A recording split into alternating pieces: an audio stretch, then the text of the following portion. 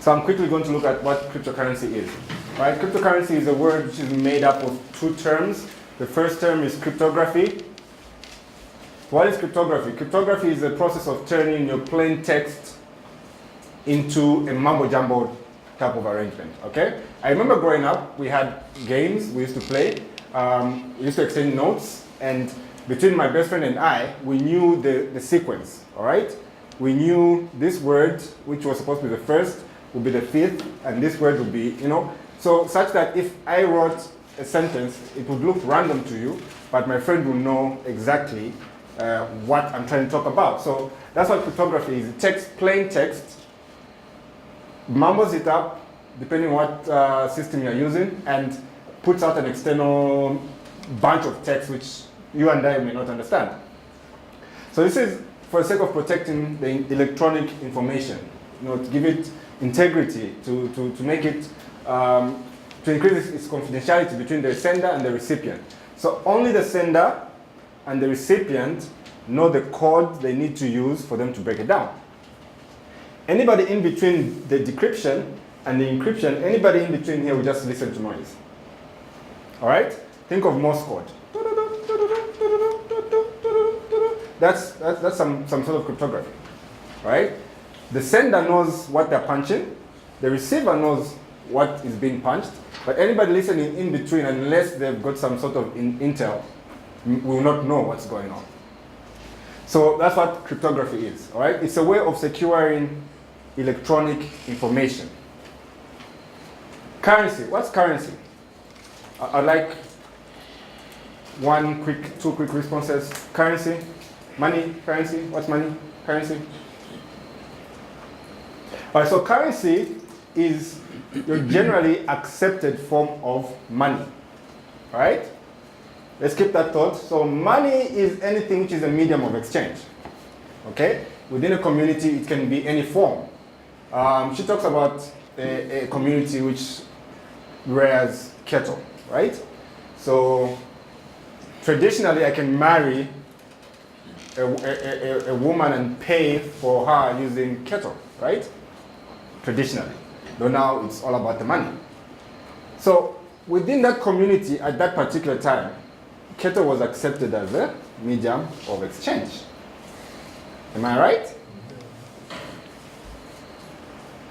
But now we have coins and banknotes.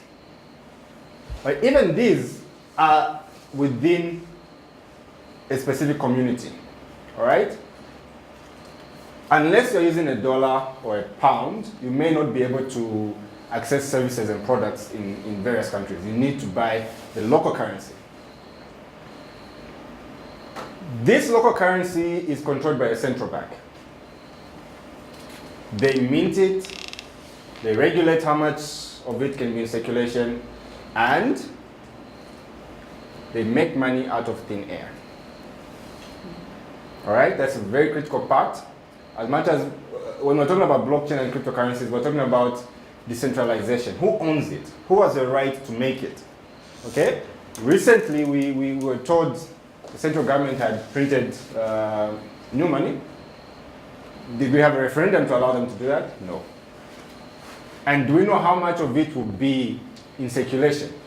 But for cryptocurrencies, we know there will be only 21 million Bitcoin. And what does that mean for the value of a component whose circulation is diminishing over time? The less of it you have, the greater the value, isn't it? The more kwacha you have in circulation, the lesser its value, the more the inflation. Right? Cryptocurrencies are generally deflationary. Because we know that when they will end, we know how many are coming into circulation every so often. We know that Bitcoin, we keep referring to Bitcoin because it's the father, it's the godfather of all the cryptocurrencies. I'll talk a bit about its history. We know there are 21 million. We know there are currently is it 25 Bitcoin every 10 minutes? Yeah, 12.5. It's still at 12.5. We know there's 12.5 Bitcoin at every 10 minutes. I'll explain. So we know that the last coin will be minted 2041, thereabout. And if you go into it deeply, you find the exact date, or roughly around which date the last Bitcoin will be mined. So currency is a store of value, it's a unit of account, and all these features explain what money is. So if you understand, if you just think of what is kwacha, what is the dollar, think of it. You can buy something with a dollar, you can buy something with a kwacha, you can buy something with your Bitcoin. So now we have the cryptography side, which I've explained, a way of securing electronic information. And because the currency that we're dealing with is virtual, it is digital, it lives on the internet, it lives on the computer, it needs to be secured. So that not any mere person can just type out a bunch of code and create money out of the thin air.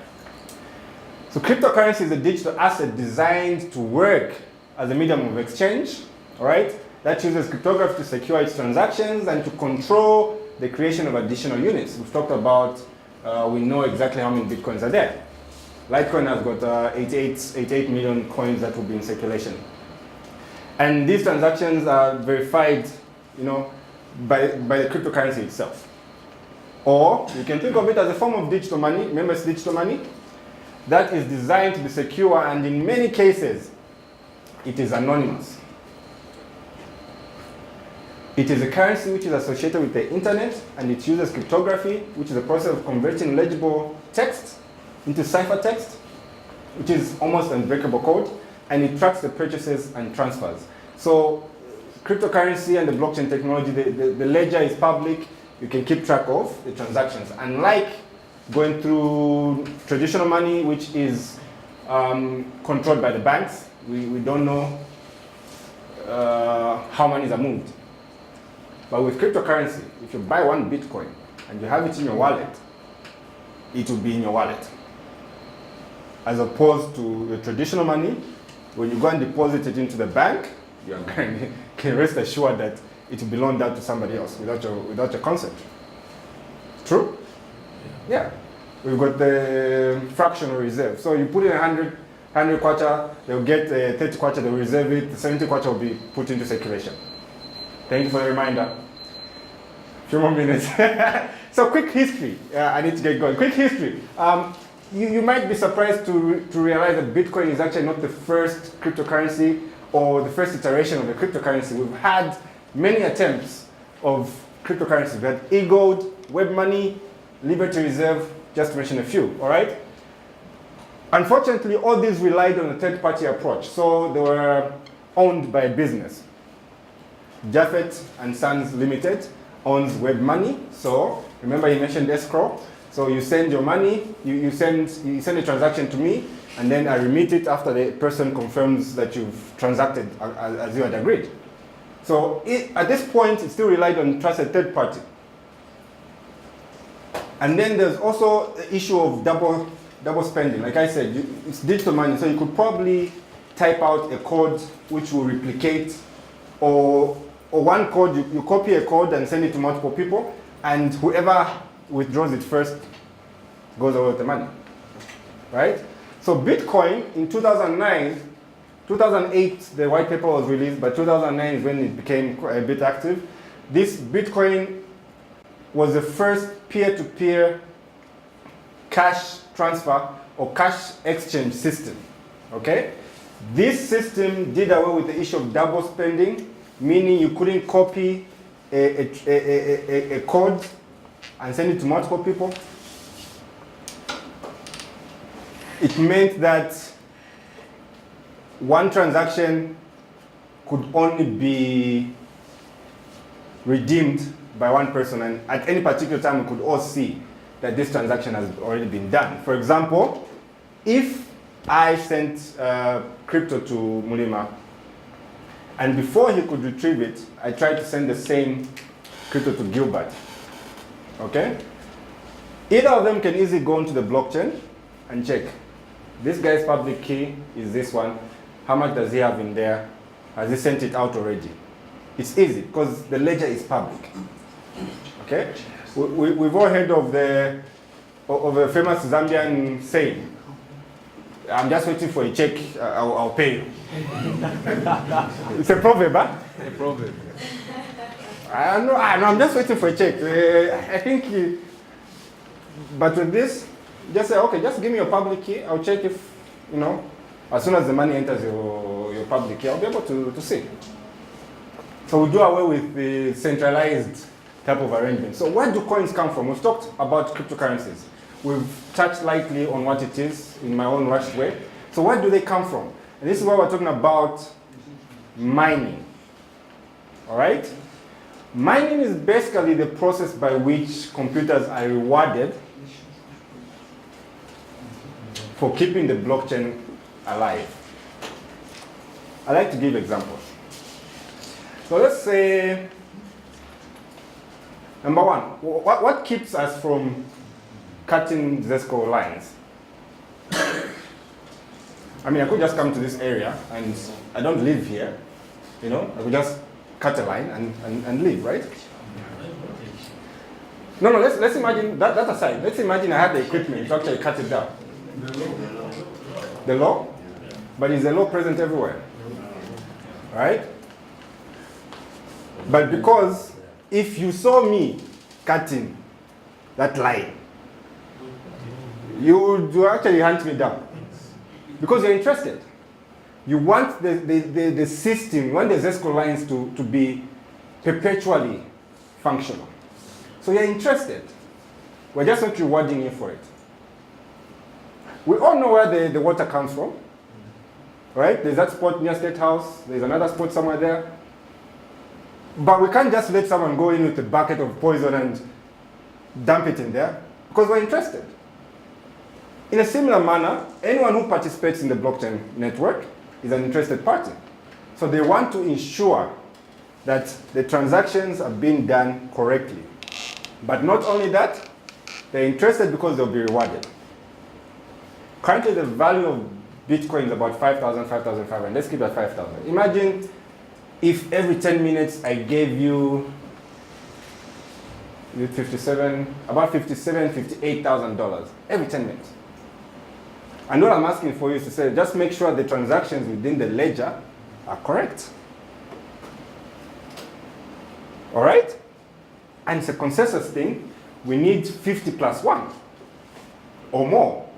So we can't have any malicious person come up and say, oh no, these are the transactions, because Emmanuel there is my buddy, I've added a transaction which didn't actually take place, and with my here, I've added a transaction there.